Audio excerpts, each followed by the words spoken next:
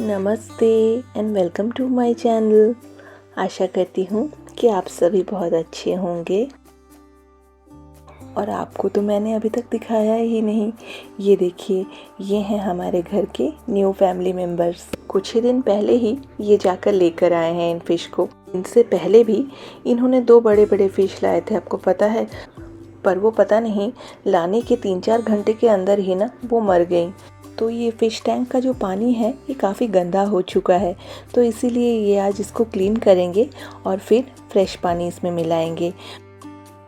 इन fish को सही सलामत रखने के लिए काफ़ी सारे तामझाम की ज़रूरत होती है, तभी जाकर ये फ़िश सही सलामत रहती हैं।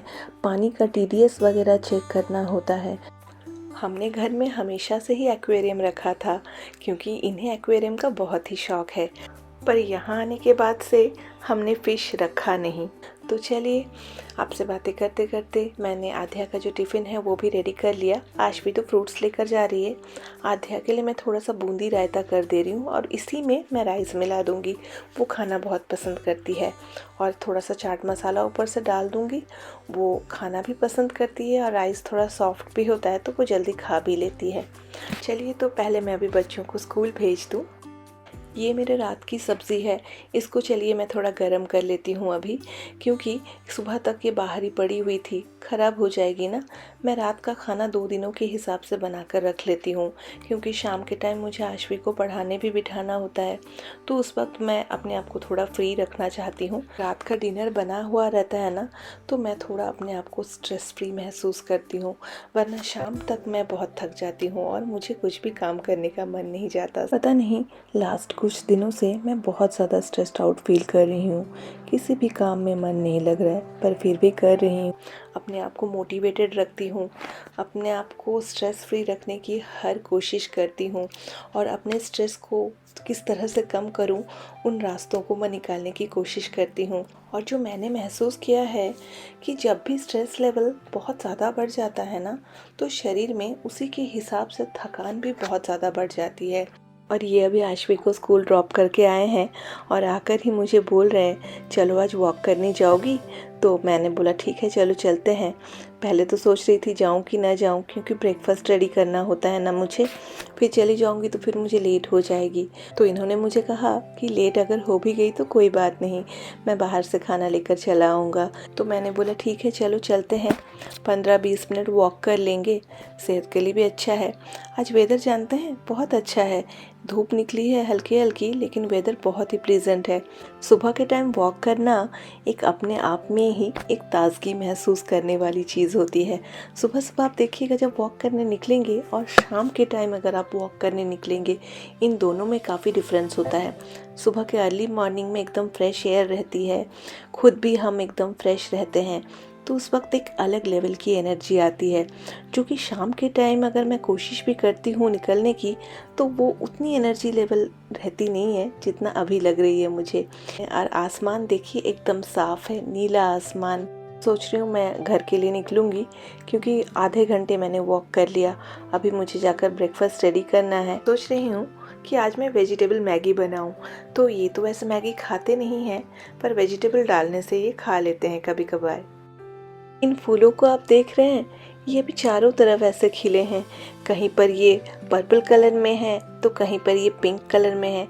बहुत ही खूबसूरत लगते हैं दिखने में, है ना।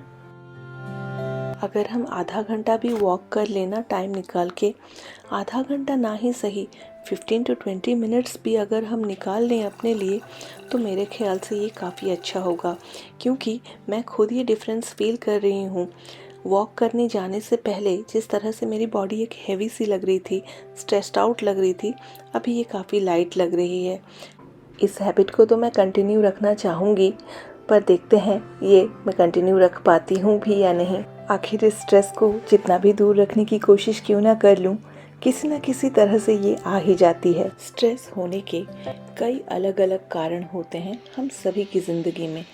जैसे कभी घर के कामों को लेकर टेंशन, तो कभी बच्चों की पढ़ाई और उनके फ्यूचर को लेकर टेंशन, या तो फिर कभी कोई स्ट्रेस ओवरथिंकिंग की वजह से भी आ जाती है। तो ऐसे हालातों में मैं कोशिश करती हूँ अपने आप को थोड़ा शांत रखने की, ज़्यादा बातें ना करूँ मैं, और कोशिश ये भी करती हूँ थोड़ा बहुत मैं डीप ब्रीदिंग कर लूँ। थोड़े बहुत अगर बाहर फ्रेश एयर में निकल जाती हूँ तो उससे भी स्ट्रेस बहुत कम हो जाती है। कुछ दिनों से मैंने शुरू किया है गाने सुनना। से भी मुझे गाना सुनना बहुत अच्छा लगता है। मैं बीच बीच में गाने वगैरह सुनती हूँ, पर आजकल मैंने एक रेगुलर हैबिट बनाया है कि बच्चे जब स्कूल चले जाते हैं मैं थोड़ा सा टीवी में गाना चला देती हूँ, और इससे क्या होता है, मैं गाने सुनती हूँ, काम करती हूँ, माइंड भी थोड़ा रिलैक्स होता है और बॉडी भी थोड़ी बहुत रिलैक्स होती है। और मैं इन्हें भी बोलती हूँ आप भी वक्त निकालो, और अगर आपकी मीटिंग्स वगैरह ना हो तो आप भी यहाँ पे बैठो और गाने वगैरह सुनो, इससे आपकी भी स्ट्रेस कम होगी। কুচ্চু জানো, কুচ্চু এন্ড একটা ছোটবেলায় ক্লাস 1-2 একটা গল্প ছিল ইংলিশ বুকে, কুচ্চু এন্ড ইটস গ্লাসেস, এরকম টাইপের কিছু একটা। আচ্ছা, ও নিজের গ্লাসটা মাথায় এরকম রাখতো, দিয়ে পুরো দুনিয়া খুঁজে বেড়াতো কোথায় গ্লাসেস।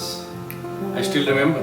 इनसे जब मैंने पूछा आपने अपने चश्मे को सर पर क्यों डाला है, तो इन्होंने मुझे जवाब दिया कि तुम लोगों ने मेरे ऊपर जो स्ट्रेस बना कर रखा है वो स्ट्रेस कम करने के लिए मैंने अपने सर पर ग्लासेस डाल लिए।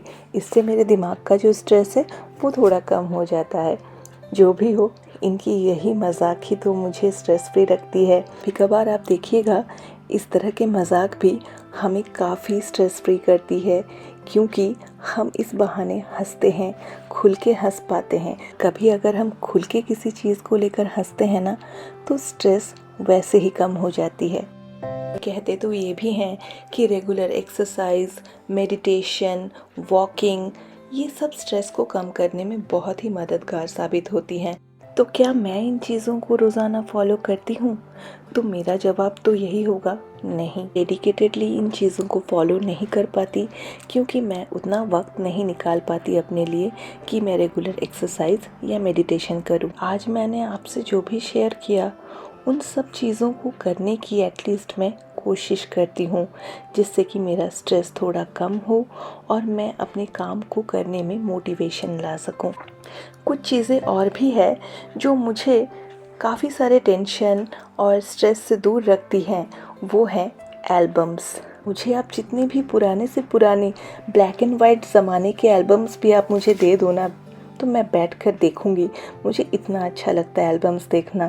और देखिए, एल्बम्स निकालते निकालते ये कुछ पुराने फ़ोटोज़ निकल गए। ये है मेरी दादी, और ये ना मेरे बहुत ही क्लोज़ थी, जो कि अभी और नहीं रही। उनके साथ बिताया हुआ वो हर पल और उनकी यादें इस एल्बम के ज़रिए मेरे साथ ही रह गई। और इन एल्बम्स में जब हम अपने पास्ट को देखते हैं, अपने बीते हुए दिनों को याद करते हैं देखकर, तो आप विश्वास कीजिए ये स्ट्रेस को कम करने में सच में काम करती है। क्योंकि कुछ पलों के लिए तो हम अपने पास्ट में चले जाते हैं, और जब हम अपने पास्ट में चले जाते हैं तो हम उन यादों में खोकर कहीं ना कहीं अपने प्रेजेंट स्ट्रेस को कुछ देर के लिए भुला देते हैं। देखिए, मुझे जो लगता है स्ट्रेस और मोटिवेशन, इन दोनों का ना एक दूसरे के साथ बहुत बड़ा लिंक है। एक दूसरे के, ये आप बोल सकते हैं, एक सिक्के के दो पहलू हैं। अगर आप स्ट्रेस्ड ज़्यादा रहेंगे तो आप मोटिवेटेड नहीं रहेंगे, और अगर आप मोटिवेटेड हैं इसका मतलब आपका स्ट्रेस कम है। इन दोनों चीज़ों का जो बैलेंस है ये बनाए रखना बहुत ही ज़रूरी है, ख़ासकर कि उनके लिए जिन्हें कि सब कुछ अकेले संभालना पड़ता है, जिनके ऊपर पूरे परिवार की रिस्पॉन्सिबिलिटी है। ये जो फैमिली है ना, ये गाड़ी के 4 पहिए जैसे होती है, जिनमें से एक पहिया अगर ख़राब हो गया तो गाड़ी चलना बिल्कुल ही नामुमकिन है। ये सारा आ जाएगा इसमें एक ही साथ? बहुत ज़्यादा है। इतना आलू कौन खाता है? इतना कौन खाता है? आलू जैसा हो रहा है। मैं तो नहीं खाने वाली इतना। आप और बच्चे लोग खाओ। कल का कड़ी बचा है, मैं कड़ी खा लूंगी। ऐसे कैसे हो पाएगा? सॉल्ट डाला कि नहीं आपने?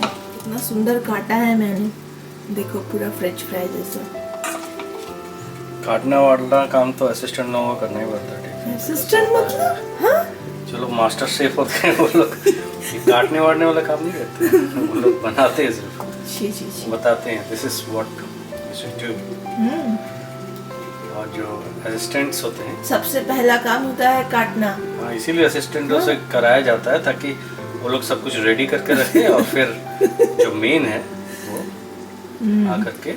खाना बनाने से भी इम्पोर्टेंट है उसका जुगाड़, कहते हैं ना, वही है, वही मैंने किया है। हाँ हाँ, ऑफ कोर्स, थोड़ा तारीफ तो करो। ऑफ कोर्स खुद बस अंदर डाल रहे हो उसको। चलो, इसको वैल्यू कहते हैं, वैल्यू। यस यस, वैल्यू दो। किसी भी इंडस्ट्री में ऐसा ही होता है। जो काम करने वाले इंजीनियर्स होते हैं उनको मोटिवेट करके रखो कि अरे what you are doing is a lot of value. Hike के टाइम में बुलाया था, ओह अच्छा मार्केट खराब है ये। So, यही है value, you create a lot of value ultimately. So आप मुझे वैल्यू दे रहे हो तो इस बात के लिए सबको ऐसा ही वैल्यू मिलता है। मुझे ऐसा फालतू वैल्यू नहीं चाहिए। वैल्यू देना है तो अच्छे से दो, वरना देने का जरूरत नहीं। वैल्यू ऐसे ही मिलता है, इससे ज्यादा वैल्यू नहीं मिलता।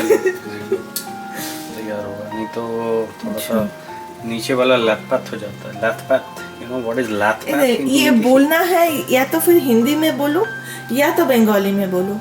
ये आधा हिंदी आधा बंगाली ऐसा मत बोलो। इसीलिए तो मैं हिंदी में टोटली अपना व्लॉग्स बनाती हूँ कि आधे लोगों को तो बंगाली आधे लोगों को बंगाली समझ में नहीं आएगा, सभी को समझ में आए कि आपने क्या बोला। हो गया हमारा फ्रेंच फ्राइज। अभी गर्मा गर्म खाना शुरू करते हैं। थोड़े से फ्रेंच फ्राइज़ बना लिए और मैंने बनाया है आज बटर पनीर और ये है फ्राइड राइस। तो यही है आज हमारे लंच का मेन्यू। और मैंने आज साथ में थोड़ा सा बूंदी रायता भी बना लिया है क्योंकि ये मेरा बहुत ही फेवरेट है और हमारे घर में सभी का फेवरेट है। फिर चलिए हम भी अपना लंच शुरू करते हैं अभी।